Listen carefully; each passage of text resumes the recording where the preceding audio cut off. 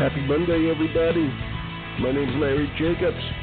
This is Pre-K-12 Education Talk Radio on 12/12/22, December 12th, 2022. It's nice to have you here on the morning after we had our first little snowfall in Maine, where I live, southwestern Maine, and just a little bit of whiteness on the lawns and on the road. That's pretty nice, okay? Getting to look a lot like Christmas, which is only 2 weeks away. So I'm going to wish you all a happy holiday time before we even get into that. Okay, we got a nice show for you today. My good friend Joan Wade over at AESA, the Educational Service Association's, the Association of Educational Services Agencies. That's what I want to say, AESA.us.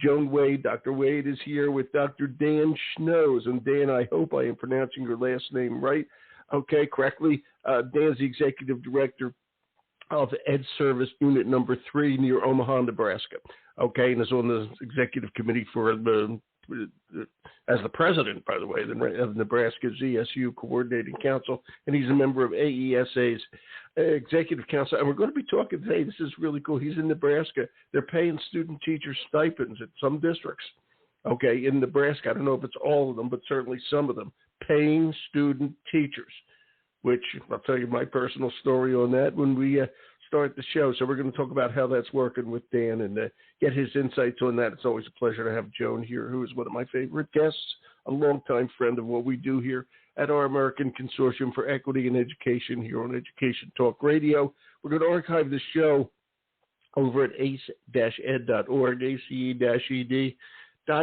the home website of our Consortium for Equity and Education. Everything we do is over there. Go check it out, SEL Today, teacher-retention.com, which has a lot to what we're going to be talking about today.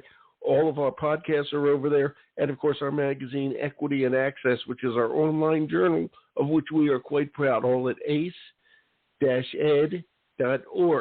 And without further ado, ladies first, let me bring on the one, the only, Dr. Joan Wade. Hi, Joan. Good morning, Larry. Good to be with you today. Thank you for that. Such a kind introduction.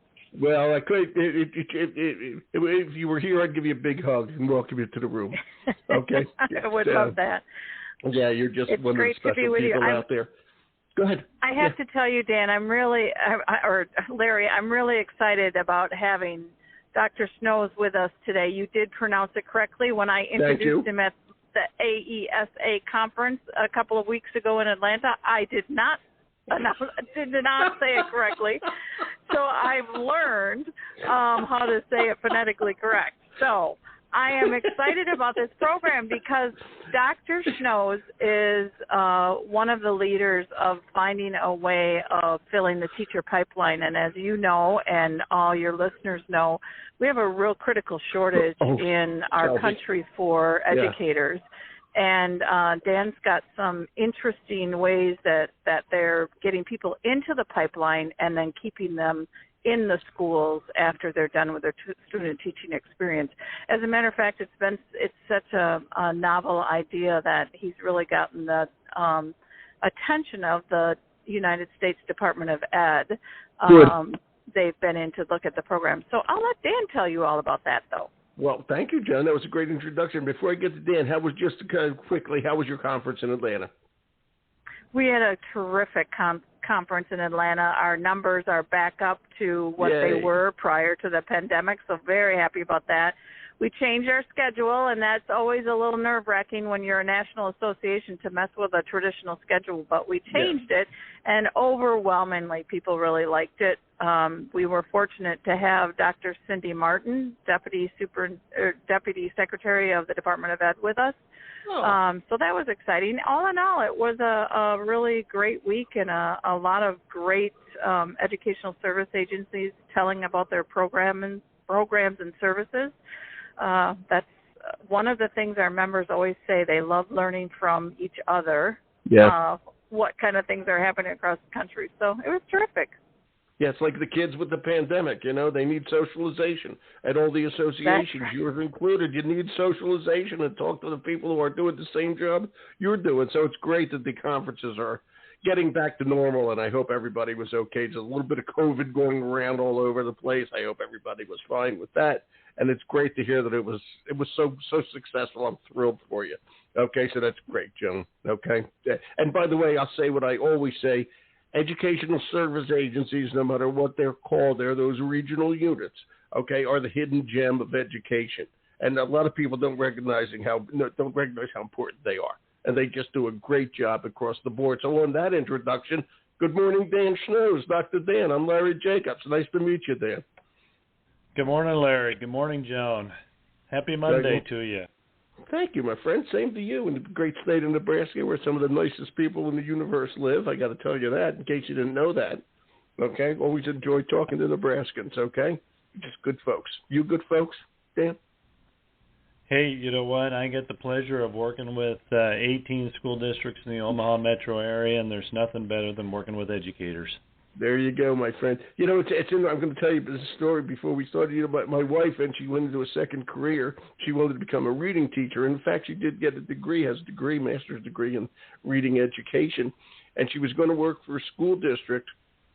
This is a number of years ago now, about 1995 or so. And she was going to started to think about going to work for a school district and as a reading teacher. And when she realized, and when they told her that she would have to work for a year, this was in New Hampshire, by the way, work for a year at no pay in student teaching, she said, well, I'm not doing that. And she wound up doing other things in teaching reading, adult education, and corporate education, and all that sort of thing for ESL. But that stopped her from becoming a public school teacher, the fact that they weren't being paid for the year of student teaching. Okay, which is, it's a personal story that has to do exactly, that again was in New Hampshire, another state that begins with an N. Okay, Nebraska is obviously making some changes here, and Dan, if you found this magic bullet, my friend, okay, they're going to build the statue. Start telling the pigeons to get off your shoulders. Okay, they're going to build the statue. Dan. Well, that would be awesome, but we don't need a statute. We just need good teachers. Yeah, we do. Okay, so talk about this. How are you involved in this? How are the ESAs involved in it? What's happening out there? What factors made this all happen? It's such a great idea. Stipends, paying student teachers. I think it's about time. That's all I can say.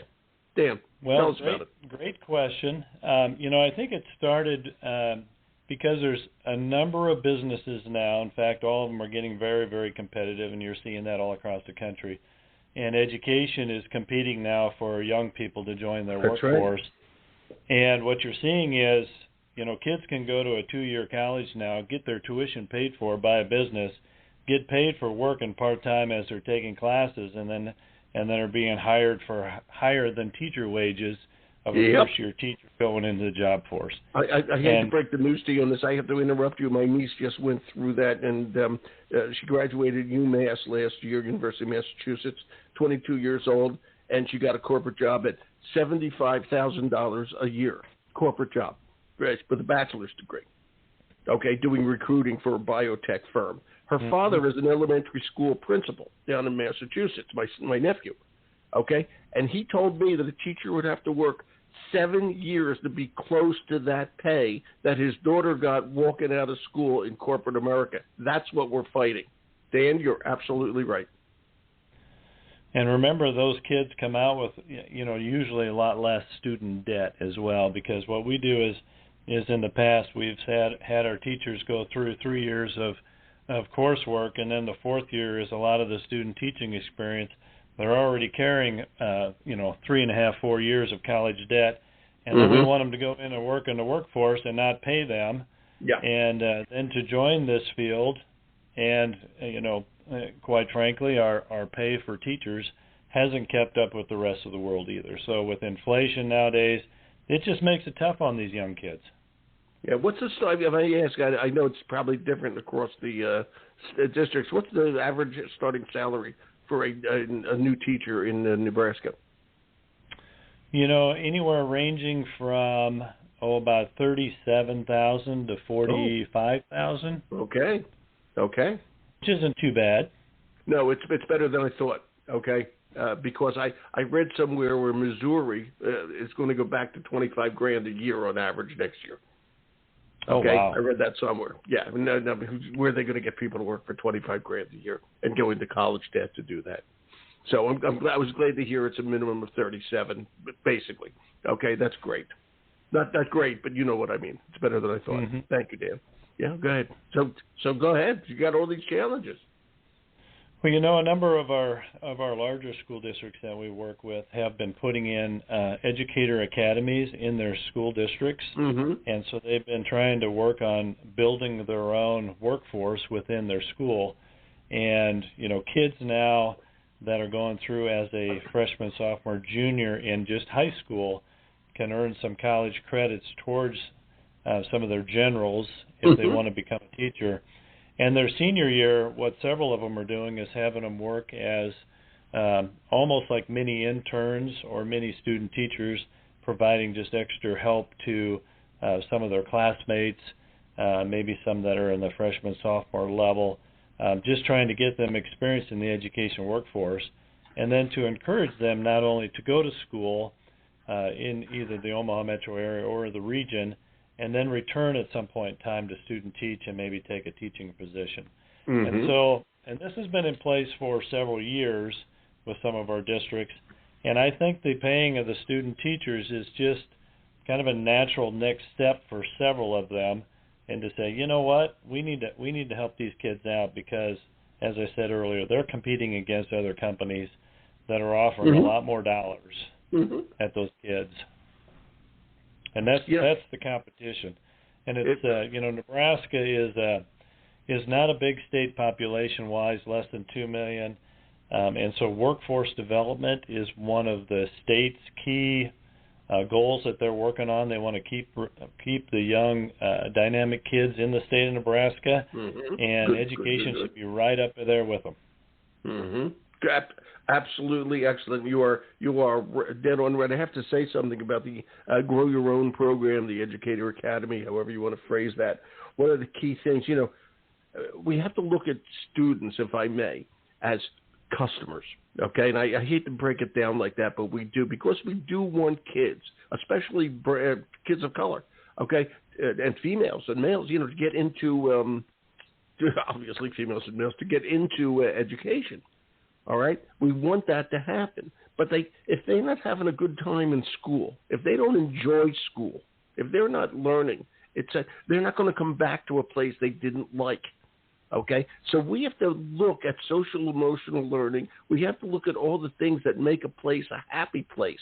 And then if people are happy, they're going to come back in to a place where they've been happy for 12 years. It's just a thought on that, but I think it's an important one. We have to look at the kids differently these days. A lot of them are our future colleagues, and we got to make sure that happens. That's just my little speech. What do you think on that one, Joan? I think you're absolutely right, Larry. I think student teachers or student adults going into college, into teaching are the customers, and that's a natural place for our members to be, because they look at their school districts also as their customers, and what is it that they can bring to those school districts that helps meet the needs of the school district. And this is a great example of how they do that. There you go. Hey, Dan, I have to thanks, Joan. Dan, did you come up with this idea, or did you work it with? How the idea formulate? Dan. You know, it's a great question. Actually, it was one of our superintendent networking meetings that several of the superintendents were having a conversation, and because of some of the influx of some federal dollars that they were able to put towards some other needs in the districts, they said, you know what, this is something we've been thinking about doing for several years, and now's the year that we need to pull the trigger.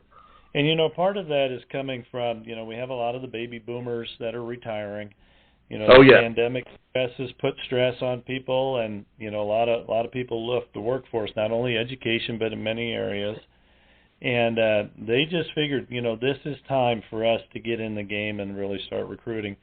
And the reason we were part of the conversation is that in Nebraska, a number of our ESUs offer what we call special schools for kids of special needs. We have a lot of districts that maybe can't serve some of those special needs kids on their own. And so right across the building from me, we have two additional buildings, and we have about 100 special needs kids that are bussed in every day. We have expert teachers over there helping them. Wow. And you know what? To find those expert teachers to work with those very, very challenging kiddos is difficult to do. Oh, yeah. And so we were looking at having a student teacher or two in those programs this next year as our own way to continue to recruit. And so we were in the mix of saying, yeah, if you guys are going to do this, we need to be in the game and do this as well. Yeah, and bless your hearts for doing that for the special ed kids. It's just so darn important. I did a show earlier this morning with a law firm that takes on special ed families, okay, or kids who are victims of bullying as clients. It was really an interesting show. Just did that one this morning. It's just so darn important. Okay, congratulations on that. Okay, so I have to ask this: is the salary for the student teachers the same as a starting teacher? And how's that work? So great question. And so in Nebraska, a lot of the school districts have to operate on negotiated agreements with their bargaining units in their schools. Sure. And so in order to not clog up that method that they're using, they just offer a stipend to the student teachers. And so these stipends, as we did a little survey across Nebraska, and we only have about 10 or 11 school districts that are just starting that this year, and we got a number of them that are looking at jumping in for next year. But this stipend ranges anywhere from about $1,500 per semester, and to our biggest one is $9,000 per semester. Oh. Wow. And so there's quite a range right now, but the average is that we found in our quick little survey is right around $3,000 to $4,000, which is about $1,000 a month. Which I have to say, and I'm curious about the answer to this. If District A, I'll pretend it's Omaha, okay? If Omaha, the big district, or Lincoln, whatever, okay? If one of them is offering $9,000 for the semester, and a smaller district, the west side of the state, whatever, can't afford that, okay, and is offering $1,500, is there going to be a challenge for the smaller districts to find student teachers? It's going to create I hate to say it, it's so dumb, but one thing leads to another. Is it going to create a competitive problem between districts? What do you think, Dan? I think it will. I think it'll be a good competition because there are a few districts that are a little bit nervous about this because they've always had free student teachers in the past. Yeah. And a few of them just weren't part of the conversation early enough, or said, that'll never happen. Well, now it's happening. And so I can use an example of one of our school districts up in northeast Nebraska. It's about 2 hours northwest of here, and they have doubled the number of their student teachers this year. And this is a Class A high school district with, I think, about 4,500 kids. And they have doubled student teachers this year just because they think they're offering, and this district's offering $8,000 per semester. Nice. To entice kids to come in. And for them, it's an investment in their future, and it's an investment in their school district. And so they've actually have more kids coming in from some different colleges and universities that haven't usually placed student teachers there because they're coming into some of their home area. And, for a kid who can make, $4,000 to $8,000 and help pay for college and tuition, that's kind of a big deal. It is a big deal. And by the way, all that said, I still think this is a great program. And when I honestly believe, and I hope your legislature by the way, your unicameral legislature, I remember that from social studies, okay? I hope that they're seeing how good this is, and they can even the score, okay? So that kids can have a choice of a district perhaps near the college they're in or perhaps where they grew up that offers the same stipend. Okay, and the state has to step in and do something on that. Okay, and because this is a good program, this is a great idea. Okay, and it's going to work and it's going to have an impact. So, what are you hearing? Speaking of impact, okay, what are you hearing from the school districts and the kids? Okay, especially the ones who are doing this. I think it's well, yep, great question. So the impact so far that we've seen and just heard from a couple school districts is that, of course, the student teachers that are getting the stipends are really, really liking it. Oh, yeah. And, they're going to be talking to the student teachers that aren't. And so that word's going to spread. Yep. The impact on our school districts is that they feel like once they start this program, it's going to be pretty hard to pull back, and they're really going to have to work. There's going to be some budget impact on this. And interesting that you said about the Nebraska legislature. I'm actually going down tomorrow to work with a couple of senators, and we're going to be putting this idea out in front of them. And I'm going to let them know that, as Joan mentioned earlier in the call, that the United States Department of Ed has kind of taken interest in a few of our programs, and maybe coming to visit us in February to do some interviews with some of the student teachers and some of the school districts and get kind of a on-the-ground look and review. So we're really, really new into the program, so we haven't seen any major impact yet, but the conversations are happening. We'll probably do a presentation at our administrator days in August to share out with all the districts in Nebraska, but we think there's going to be some very positive press through the United States Department of Ed. And interesting enough, Dr. Nancy Edick, who's in charge of the teacher education program at the University of Nebraska, Omaha, so they have several of their districts that they place student teachers with that are offering stipends and some that are not. And they're going to be doing kind of an in-depth review over the next couple of years on just the impact of kids requesting placements. Oh, yeah. And where they're looking, having an impact on student teacher performance. What about hiring of positions? And we actually, I was glancing at the job openings in the Omaha World Herald just this morning, because I heard through the grapevine that one district was advertising for student teachers with stipends, and lo and behold, yes, it was in there. Wow. And so they're starting to advertise now for student teachers in the newspapers, just like for teachers. Yeah, and I'm going to keep saying this is a great idea on so many levels. Okay, it's about time we have to entice people to become teachers. I mean, it's that simple. Okay, and B, we want them to stay. All right, and enjoy themselves, and it's just so important. So, has there been pushback? Like for example, okay, there's a district, and all of a sudden they're paying student teachers, which affects the school's budget. Has been any pushback? I can't imagine anybody. Maybe they are, but what's going on? Have they? Well, very minimal. So good. Because most of the people in the community, they're behind their schools and they want good teachers in their schools. So they want the best to come in, and they know kids like having student teachers in their classrooms, and they're learning and get them involved. And and if they're good ones, they want to hire them to stay in their district. The little bit of pushback that's coming in, and it's been more of a question format. And it has to come back to the negotiated agreements and making sure that they're paying everybody right, so we don't violate any of those agreements.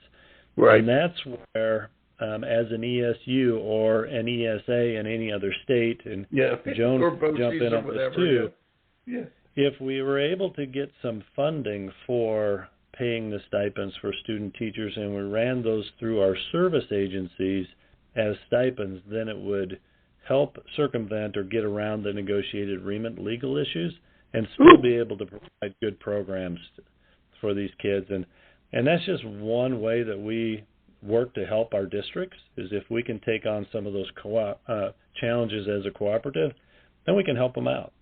Boy, what a great idea. I got to tell you, and that's, again, one of the reasons I love that layer, the ESAs. I just think that they're so important. I remember, and it was a long time ago, believe me, when I went to student teach, I was simply assigned to a school district. Okay, you're going to go here. All right, and then maybe they gave me a choice of two or something, whatever, but I went there. Okay, and there was no interview process whatsoever by the schools. I was just assigned to a given school. Okay. And I'm curious if they're going to give kids a stipend. Well, let's just use Omaha. If Omaha is going to give kids a stipend, okay, are they interviewing the student teacher to see if that's the one they actually want, since they're going to be paying them? You know, more of our districts now are doing a quick interview process, and they're also taking a look at the teachers that are being the guiding teacher and having those student teachers come in. And so they're doing a little interview, and there's a couple of them that are also offering some stipends to those supervising teachers as well when they have a student teacher in, because that's a lot of extra work. But they also know that they're helping themselves because teachers want to be teaching next to good teachers. That only makes everything run a lot smoother. And so, you know, in the advertisement I saw this morning, it said the selected group of student teachers will receive a stipend. And so what they're saying is they're going to be interviewing the student teachers, and if they meet their qualifications, they're going to be offering the stipend to them. I think it's cool. And the last thing I have to, the impact on the education schools. Okay, so the kids must be saying, put me in a place with a stipend. All right. So what are you hearing from? And I know you mentioned the University of Nebraska, Omaha. What are you hearing from all these colleges and universities about this? What's the impact on them? Again, very, very early in the conversations, but they're taking a look at it. And, you know, from this year, they were able to get all the kids and all the student teachers in the positions that they wanted to get in. But I think the impact's going to be as those student teachers are out there talking with each other and talking with the ones that are coming up as juniors and sophomores, saying, hey, you know, these districts are offering X, Y, and Z. And, you know, if you get in there and you get your stipend, you might get hired there as well. So that, you know, the jury's still out on that one. But I think with the universities, now here's another interesting concept that came up with some of the superintendents and the universities discussion is should the universities have a little bit of should they be in the game here a little bit? And is it fair to not only send student teachers out to teach without paying them, but then why should we be charging them for 6, 9, 12 hours of credit while they're out student teaching? Mm-hmm. There's a lot of layers to this onion. Coming back to the university is saying, hey, if you want kids to stay in the program, maybe you don't have to charge them quite so many in credit hours and numbers, and be part of the solution here. And so that question has just been raised here in the last couple of months to say, you know, maybe you guys need to take a look at this. But, and you know, all these questions that it's raising are great questions. Speaking of great questions, these are great questions. Times have changed. Things are different. They're different now post-pandemic. Okay, they were different before, but the pandemic made us realize it. Okay, one good thing that came out of that stinking pandemic.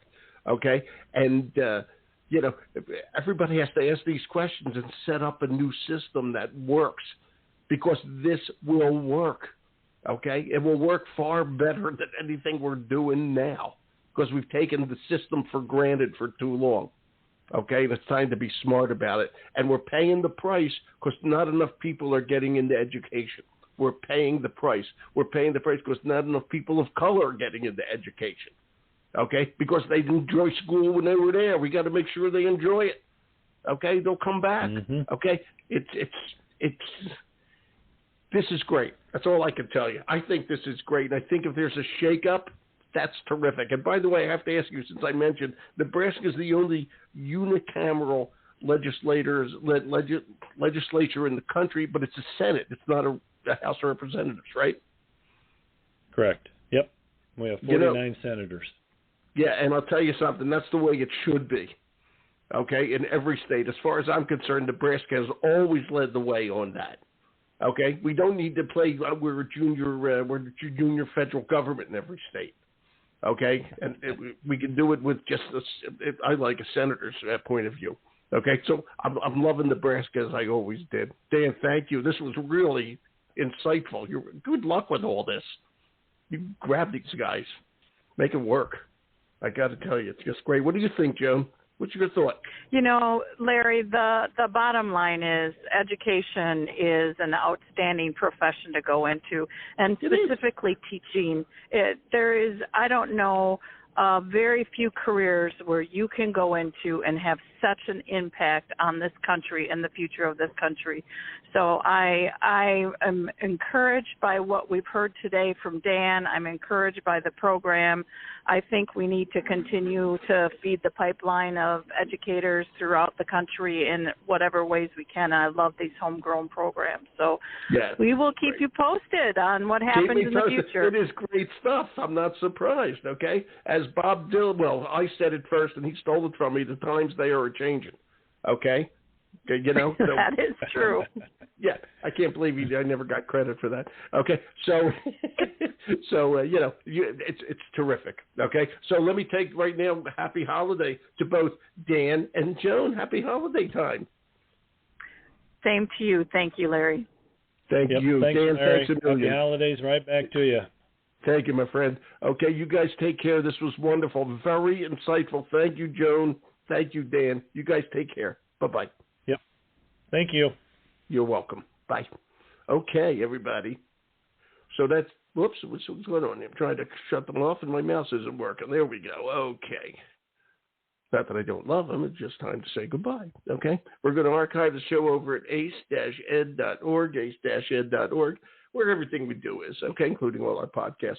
Check it all out, okay? It's good stuff. We love doing all this. And, wow, this is great. I love this idea. This is just great. And I'm telling you, my wife did not become a public school teacher.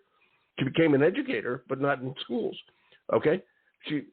Because they did not pay her, and she was switching careers. I'm not going to work for a year for free, she said. There you have it. Okay. All right. Thanks for listening, everybody. We'll be back tomorrow. I'm Larry Davis.